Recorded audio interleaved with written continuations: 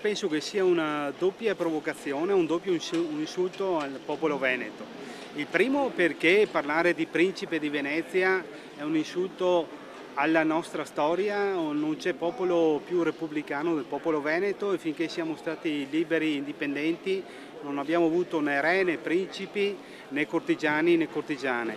La seconda perché è venuto proprio in occasione dell'anniversario del plebiscito truffa attraverso il quale il Veneto è stato annesso all'Italia, un plebiscito truffa scandaloso con il quale i Savoia sono arrivati nel Veneto 2 giorni prima del voto libero espresso dal nostro popolo.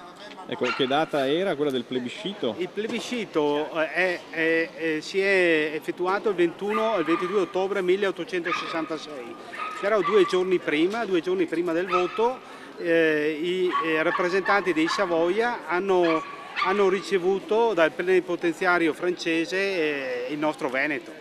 Ecco, quindi lei ha scritto un libro, mi pare, che si intitola 1866 La grande truffa.